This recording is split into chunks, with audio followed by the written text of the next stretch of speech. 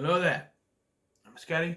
You're not. We're on Star Trek 3, The Search for Spock, and as the name uh, tells you, they're looking for Spock in this one. It takes place at some point shortly after the events of the last one. The Enterprise crew return, and they find that the Enterprise is going to be decommissioned because it's 20 years old.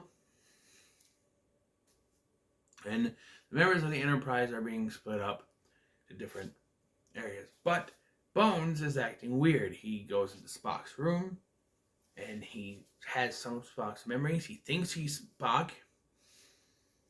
And meanwhile, a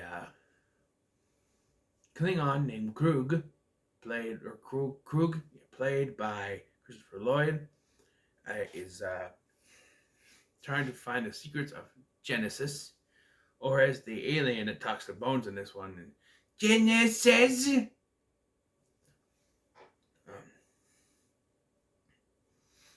And Kirk's son, Mr. Marcus, over his name, and the other Klingon lady, who's not Kirstie Alley this time, find that there is a life on the Genesis planet, and when they get down there, it is a little kid version of Spock. And they find out that the Genesis project is not perfect, as it deteriorates rapidly, and Spock is aging rapidly, which this feels like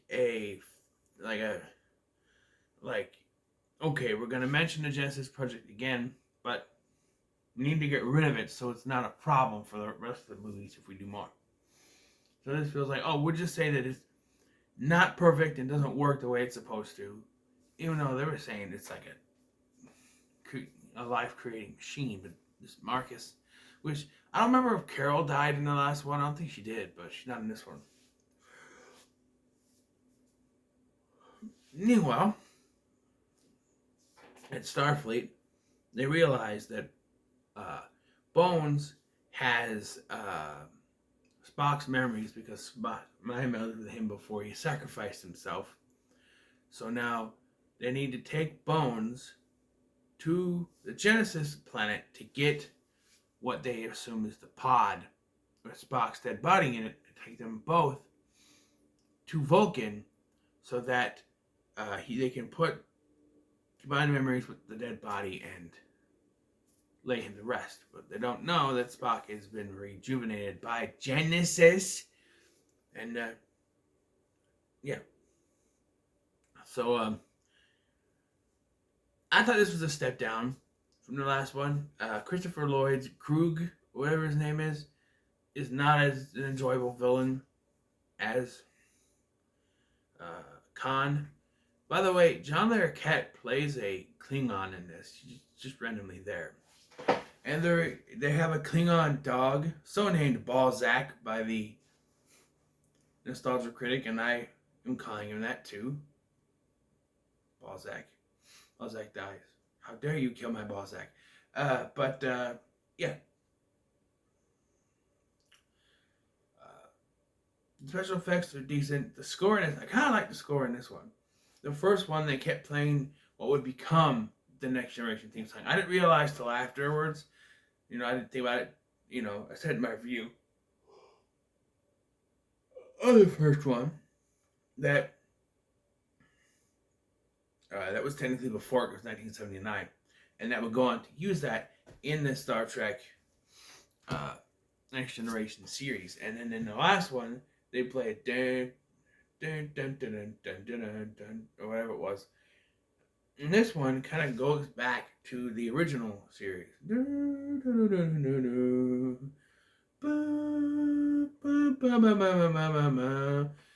kind of goes back to that theme song, which I do like. But, everyone comes back mostly. Like I say, Carol Marcus is not there, but you have what was his name?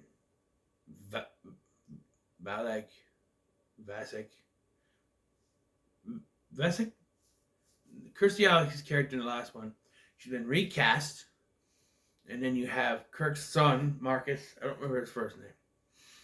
He dies because Krug, Christopher Lloyd's character, goes down there and says he's going to kill them, and he kills the son, and then Kirk gets revenge on him.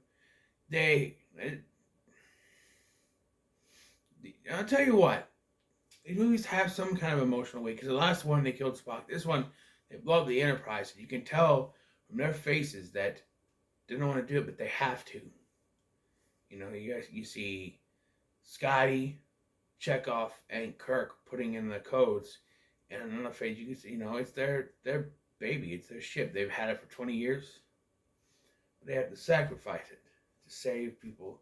They end up on Genesis afterwards, but then they make their way, trick Krug into ending up on his ship. They killed Krug by sending him into lava on the soon-to-be self-destructing Genesis planet, and take his ship to Vulcan. So, by this point, Spock is already all grown back, but he doesn't have his memories. Because, I'm sorry for yawning so much, it is almost 1 o'clock in the morning. Because they're in Bones. So, there's one thing that I think they wish they would have done, is that they would have had Bones being more like Spock, like more serious, acting Spock-ish, but he doesn't really do much. Leonard Nimoy is not in this movie much. That's because he actually directed this movie. He directs the next one too. He directed this one, and so that's why you get like the younger Spock, and then you get small little sections with Leonard Nimoy. But he didn't. Did you also know that Leonard Nimoy directed 3 Men and a Baby?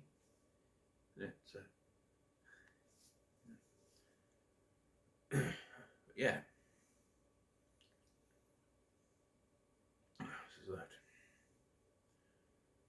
Like I said, I think the villains weren't as good. And to a point, the acting is pretty good, even from Christopher Lloyd, but it's not, Kirk is taken down a little bit from the last one. Last one he had a lot more to be emotional about. And here, he's good, but he doesn't get like that emotion. Khan! Or just the way he acts in that one. There is a moment though at the end, after they put the Spock with his memories, and Bones says he's okay. That Spock his hood up, he walks by them and he stops, takes his hood down, and he turns around, and he starts asking questions. And he said, "Why risk your ship? Why risk all that to save him?" And he plays it reverse. He goes, because the needs of the one outweigh the needs of the many. And he stops and he thinks about it, and he goes, "You have been and shall ever be my friend." He's like, yes.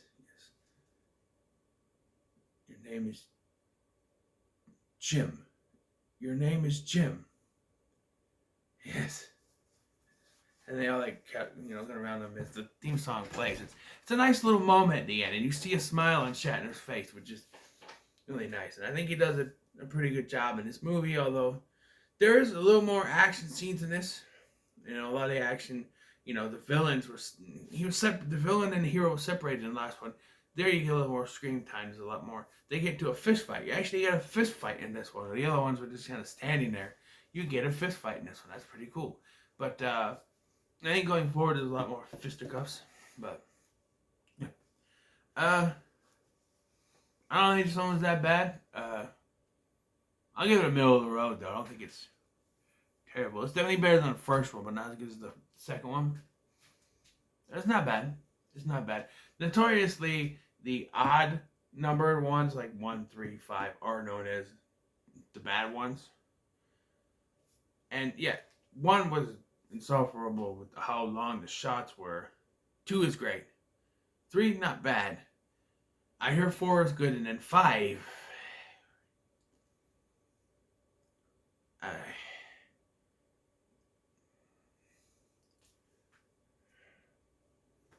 But yeah, it's the middle of the road. Before I end, though, I should tell you, I've decided to kind of split this up into 2 parts. I'm doing the first 6 movies at one time, right? 1, 2, 3, 4, 5, 6. And I'm going to take a break. And then I'm going to do the last 7 at a later date. Take a little break, you know. So I don't have to do all 21. All 13. Oh, I got 21 for them. All 13 movies in a row. In between there, I take a break. I'll do maybe like a short little review series, like a 4-movie thing or a 3-movie. Hey, I got Neverending Story sitting here that I really want to do. This actually has all 3 of them, because you have this disc that has 1 and 2, and this one was a separate disc that has like a bunch of movies on it. But I only care about Neverending Story 3 like that. What are the movies that are on here? You got Into the West, King of the Wind, and A Neverending Story 3, and A Wrinkle in Time. Okay.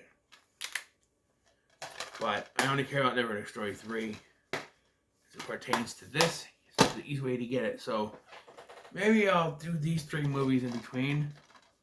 Who knows? But as it pertains to this movie, what are your thoughts on Star Trek 3 Search for Spock in the comments? Let me sure like, share, and subscribe. Thank you for watching. I've been Scotty, and I'll see you in the next one.